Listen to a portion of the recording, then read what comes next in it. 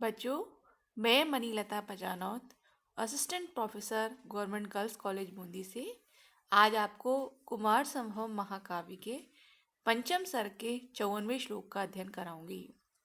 इस श्लोक में पार्वती की हृदय से पीड़ित, काम भाव से पीड़ित अवस्था का वर्णन किया गया है।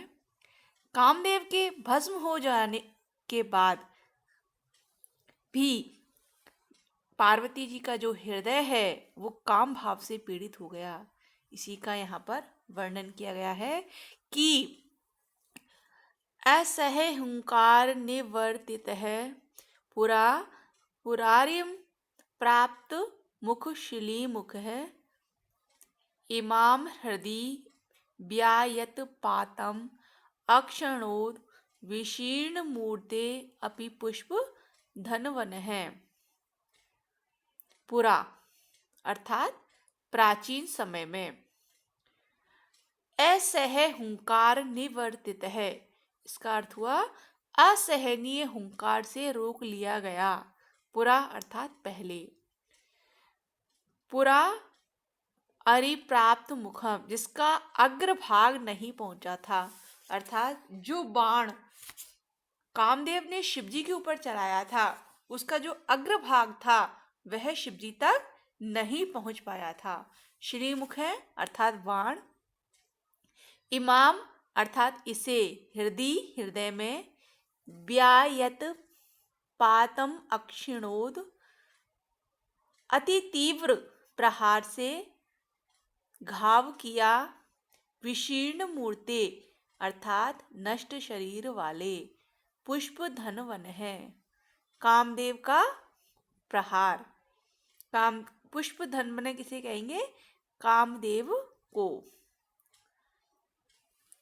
तो पूरा अन्वय से समझेंगे पहले शब्द, इनके जो शब्दार्थ समझने के बाद, कि पुरा पहले किसी समय में या प्राचीन समय में असह हुंकार निवर्तित है, असहनीय हुंकार से रोक लिया गया।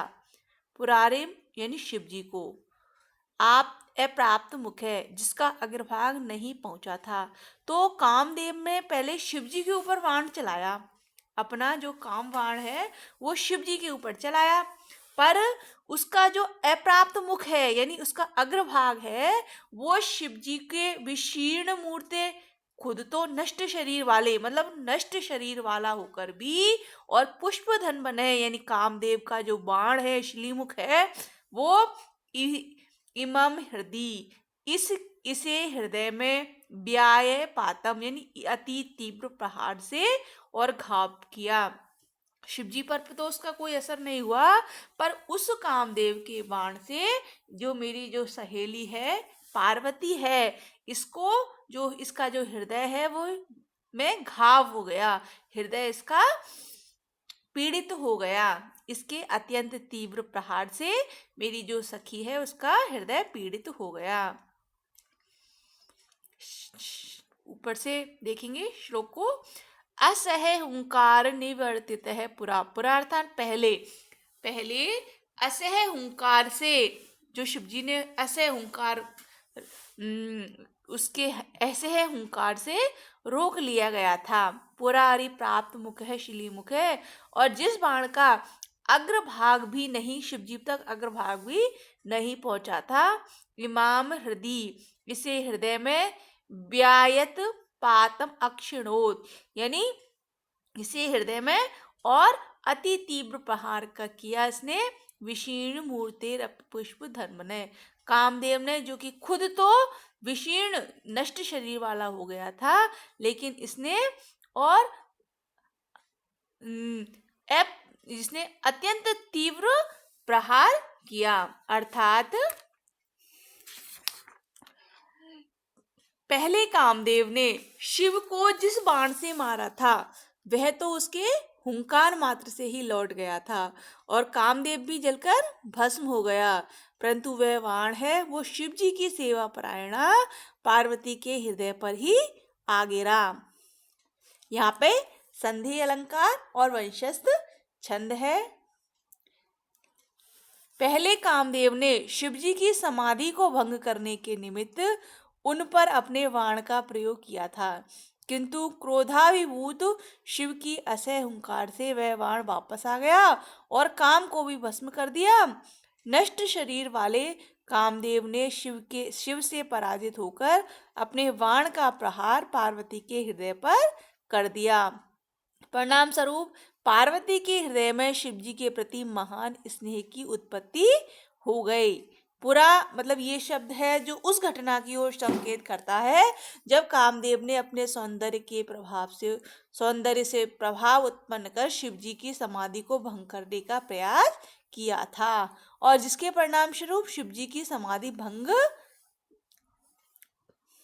जिसके परिणाम स्वरूप शिव जी के द्वारा उसे भस्म कर दिया गया। उस समय की घटना का यहाँ ये जो पूरा शब्द है वो अर्थ है हुम। यह एक प्रकार की अव्यक्त ध्वनि है जो महादेव की क्रोधाग्नि की ओर इशारा करती है। पुरारिम यानी त्रिपुर नामक असुर के शत्रु शिव को पुरी शब्द से अभिप्राय यहाँ पर त्रिपुर से ही है। ये पुर कौन कौन से हैं? सोना, चांदी तथा लोह निर्मित थे तथा इनमें क्रमशः मय, मिथुनमाली तथा तारकासुर निवास किया करते थे। शिव ने इन तीनों स्थानों को नष्ट कर दिया था, इसी कारण इनका नाम त्रिपुरारी पड़ा था। संस्कृत व्याख्या देखें। पुरा, पुरा के लिए हम संस्कृत में क्या शब्द यूज करेंगे? पूर्वस्मिन काले। पुरा को क्या लिखेंगे? पूर्वस्मिन काले। असह हुंकार निवर्तित है, अर्थात षोडुम शक्य हुं कृति परावर्तित है।